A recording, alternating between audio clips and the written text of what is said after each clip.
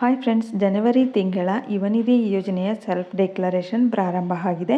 ಈ ಒಂದು ಸೆಲ್ಫ್ ಡಿಕ್ಲರೇಷನನ್ನು ಯಾವ ರೀತಿ ಸಬ್ಮಿಟ್ ಮಾಡೋದು, ನೆಕ್ಸ್ಟು ಈ ಒಂದು ನವೆಂಬರ್ ತಿಂಗಳಲ್ಲಿ ಯಾರೆಲ್ಲ ಹೊಸ ಫಾರ್ಮೇಟ್ ಸೆಲ್ಫ್ ಡಿಕ್ಲರೇಷನ್ ಸಬ್ಮಿಟ್ ಮಾಡಿರಲಿಲ್ಲ ಅವರಿಗೂ ಸಹ ಒಂದು ಹೊಸ ಅಪ್ಡೇಟ್ ಇದೆ. ಮತ್ತು ಈ ಒಂದು ಸೆಲ್ಫ್ ಡಿಕ್ಲರೇಷನಲ್ಲಿ ಏನಾದರೂ ಚೇಂಜಸ್ ಆಗಿದೆಯಾ ಅಥವಾ ಇಲ್ವಾ ಅನ್ನೋದನ್ನು ಈ ವಿಡಿಯೋ ಮೂಲಕ ತಿಳಿಸ್ತೀನಿ.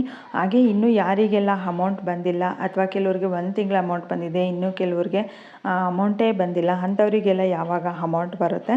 ನೆಕ್ಸ್ಟ್ ಡಿಸೆಂಬರ್ ತಿಂಗಳ ಸ್ಟೇಟಸ್ಸು ಸಹ ಇನ್ನೂ ಅಪ್ಡೇಟ್ ಆಗಿಲ್ಲ. ಹಾಗಾದರೆ ಸ್ಟೇಟಸ್ ಯಾವಾಗ ಅಪ್ಡೇಟ್ ಆಗುತ್ತೆ? ಹಾಗೆ ತುಂಬ ಜನಕ್ಕೆ ಇರುವಂತಹ ಡೌಟು, ಡಿಸೆಂಬರ್ ತಿಂಗಳ ಅಮೌಂಟು ಯಾವಾಗ ರಿಲೀಸ್ ಮಾಡ್ತಾ ಇದ್ದಾರೆ, ಯಾವಾಗ ಕ್ರೆಡಿಟ್ ಆಗುತ್ತೆ ಅನ್ನೋದು. ಈ ಎಲ್ಲದರ ಬಗ್ಗೆ ನಾನು ಈ ವಿಡಿಯೋ ಮೂಲಕ ಕಂಪ್ಲೀಟ್ ಇನ್ಫಾರ್ಮೇಷನನ್ನು ತಿಳಿಸ್ತಾ ಹೋಗ್ತೀನಿ. ಈ ವಿಡಿಯೋನ ಎಲ್ಲೂ ಸ್ಕಿಪ್ ಮಾಡದೆ ಹೆಣ್ವರೆಗೂ ನೋಡಿ.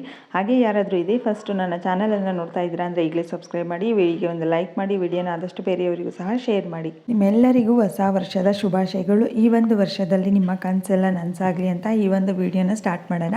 ಮೊದಲನೇದಾಗಿ ಸೆಲ್ಫ್ ಡಿಕ್ಲರೇಷನ್ ಬಗ್ಗೆ ನೋಡೋದಾದರೆ, ಜನವರಿ ತಿಂಗಳ ಸೆಲ್ಫ್ ಡಿಕ್ಲರೇಷನ್ ಈಗಾಗಲೇ ಪ್ರಾರಂಭ ಆಗಿದೆ.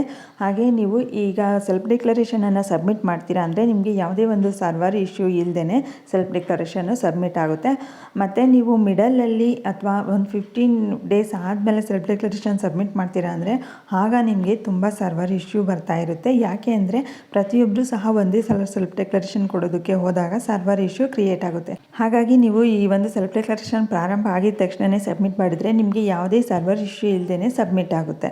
ನೆಕ್ಸ್ಟು ಸೆಲ್ಫ್ ಡಿಕ್ಲರೇಷನಲ್ಲಿ ಏನಾದರೂ ಚೇಂಜಸ್ ಇದೆಯಾ ಅಥವಾ ಹಿಂದೆ ಎಲ್ಲ ಹೇಗಿತ್ತೋ ಅದೇ ರೀತಿ ಇದೆಯಾ ಅಂತ ನೋಡೋದಾದರೆ, ಸೆಲ್ಫ್ ಡಿಕ್ಲರೇಷನ್ ಪೇಜನ್ನು ಓಪನ್ ಮಾಡಿದಾಗ ಇಲ್ಲಿ ಪ್ರೀವಿಯಸ್ ಮಂತ್ ಏನಿತ್ತು ನೋಡಿ, ಆ ರೀತಿ ಯಾವುದೇ ಅಪ್ಡೇಟ್ಸ್ ಬರ್ತಾ ಇಲ್ಲ.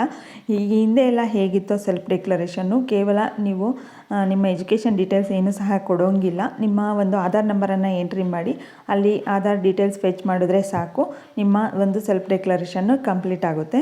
ನೆಕ್ಸ್ಟ್ ನವೆಂಬರ್ ತಿಂಗಳಲ್ಲಿ ಒಂದು ಹೊಸ ಸೆಲ್ಫ್ ಡಿಕ್ಲರೇಷನ್ ಅಪ್ಡೇಟ್ ಬಂದಿತ್ತಲ್ಲ, ಆ ಒಂದು ಅಪ್ಡೇಟ್ ಬರೋದಕ್ಕಿಂತ ಮುಂಚೆನೇ ಯಾರೆಲ್ಲ ಸೆಲ್ಫ್ ಡಿಕ್ಲರೇಷನ್ ಸಬ್ಮಿಟ್ ಮಾಡಿದ್ರೋ ಅಂಥವರಿಗೆ ಈ ಒಂದು ಸೆಲ್ಫ್ ಡಿಕ್ಲರೇಷನ್ ಫಾರ್ಮೇಟು ಚೇಂಜ್ ಬರುತ್ತೆ. ನಿಮಗೆ ಯಾವ ರೀತಿ ಬರುತ್ತೆ ಅಂತ ಅಂದರೆ, ನವೆಂಬರ್ ತಿಂಗಳಲ್ಲಿ ಬಂದಿದ್ದಂಥ ಹೊಸ ಫಾರ್ಮೇಟ್ ಎಲ್ರಿಗೂ ಗೊತ್ತೇ ಇರುತ್ತೆ. ಆ ಒಂದು ಹೊಸ ಫಾರ್ಮೇಟಲ್ಲಿ ಏನೆಲ್ಲ ಫಿಲ್ ಮಾಡಬೇಕು ಅಂದರೆ, ನಿಮ್ಮ ಸಬ್ಜೆಕ್ಟ್ನ ಯಾವುದಾದ್ರೂ 3 ಹೈಯೆಸ್ಟ್ ಮಾರ್ಕ್ಸ್ ಇರುವಂತಹ subject name, subject marks entry ಮಾಡಬೇಕು. ಹಾಗೆ ನಿಮ್ಮ ಟೋಟಲ್ ಪರ್ಸೆಂಟೇಜು, ಮತ್ತು ನೀವು ಏನಾದರೂ ಜಾಬಲ್ಲಿ ನಿಮಗೆ ಇಂಟ್ರೆಸ್ಟ್ ಇದೆಯಾ, ಜಾಬ್ ಬೇಕು ಅಥವಾ ಟ್ರೈನಿಂಗ್ ಬೇಕು ಅಂತ ಅಂದರೆ ಅದಕ್ಕೆ ನೀವು ಟಿಕ್ ಮಾಡಬೇಕು, ಎಸ್ ಆರ್ ನೋ ಅಂತ.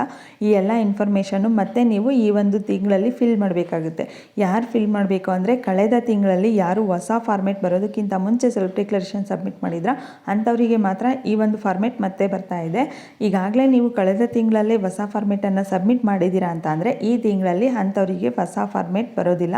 ಈಗ ನಿಮಗೆ ಸೆಲ್ಫ್ ಡಿಕ್ಲರೇಷನ್ ಯಾವ ರೀತಿ ಇದೆಯೋ ಅದೇ ರೀತಿ ಬರುತ್ತೆ, ಏನು ಚೇಂಜಸ್ ಇರೋದಿಲ್ಲ. ನಿಮ್ಮ ಡೀಟೇಲ್ಸ್ ಎಲ್ಲ ಫಿಲ್ ಮಾಡಿದ್ಮೇಲೆ ಇಲ್ಲಿ ಕ್ಯಾಪ್ಚಾ ಇರುತ್ತೆ, ಆ ಒಂದು ಕ್ಯಾಪ್ಚಾನ ಎಂಟ್ರಿ ಮಾಡಿ ಸಬ್ಮಿಟ್ ಅಂತ ಕೊಡಬೇಕು. ಸಬ್ಮಿಟ್ ಅಂತ ಕೊಟ್ಟಮೇಲೆ ನೆಕ್ಸ್ಟ್ ಪೇಜು ನಿಮಗೆ ಈ ರೀತಿ ಬರುತ್ತೆ.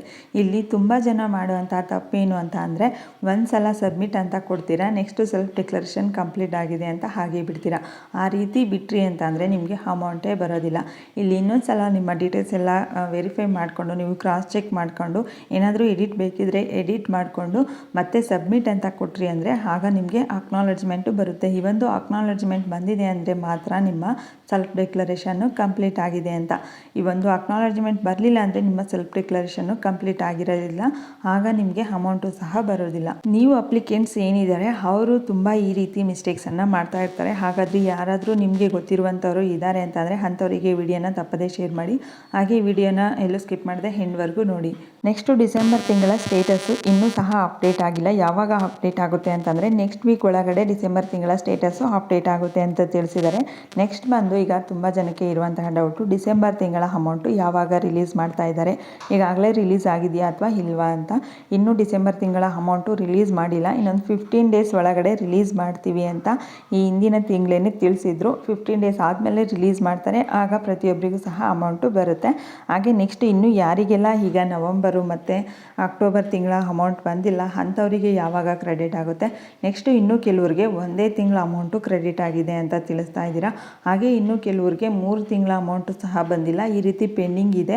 ಹಾಗಾದರೆ ಅಂಥವರಿಗೆ ಅಮೌಂಟ್ ಬರುತ್ತಾ ಅಥವಾ ಬರೋದಿಲ್ವಾ ಅಂತ ಅಂದರೆ, ಯಾರಿಗೆಲ್ಲ ಅಮೌಂಟ್ ಬಂದಿಲ್ಲ ಅವರು ಫಸ್ಟು ನಿಮ್ಮ ಅಪ್ಲಿಕೇಶನ್ ಸ್ಟೇಟಸನ್ನು ಚೆಕ್ ಮಾಡ್ಕೊಳ್ಳಿ. ಸ್ಟೇಟಸನ್ನು ಚೆಕ್ ಮಾಡಿದ್ರೆ ಮಾತ್ರ ನಿಮ್ಮ ಅಮೌಂಟು ಬರುತ್ತೆ ಅಥವಾ ಅಥವಾ ಬರೋದಿಲ್ಲ ಅನ್ನೋದು ಗೊತ್ತಾಗುತ್ತೆ. ನಿಮ್ಮ ಅಪ್ಲಿಕೇಶನಲ್ಲಿ ಡೆಕ್ಲರೇಷನ್ ನಾಟ್ ಪ್ರೊವೈಡೆಡ್ ಅಂತ ಇದೆ ಅಂದರೆ ಅಂಥವರಿಗೆ ಅಮೌಂಟ್ ಬರೋದಿಲ್ಲ. ನೀವು ಸೆಲ್ಫ್ ಡೆಕ್ಲರೇಷನ್ ಸಬ್ಮಿಟ್ ಮಾಡಿಲ್ಲ ಅಂತ, ಅಥವಾ ನಿಮ್ಗೆ ಏನಾದರೂ DBT ಪುಷ್ಡ್ ಪೆಂಡಿಂಗ್ ಅಂತ ಇದೆ ಅಂತಂದರೆ ನಿಮಗೆ ನೆಕ್ಸ್ಟ್ ವೀಕ್ ಒಳಗಡೆ ಅಮೌಂಟು ಕ್ರೆಡಿಟ್ ಆಗುತ್ತೆ. ಎಲ್ರಿಗೂ ಸಹ ಒಂದೇ ಸಲ ಅಮೌಂಟು ರಿಲೀಸ್ ಮಾಡಿದ್ದಾರೆ, ಹಾಗಾಗಿನೇ ಸ್ವಲ್ಪ ತಡವಾಗಿ ಅಮೌಂಟ್ ಬರುತ್ತೆ.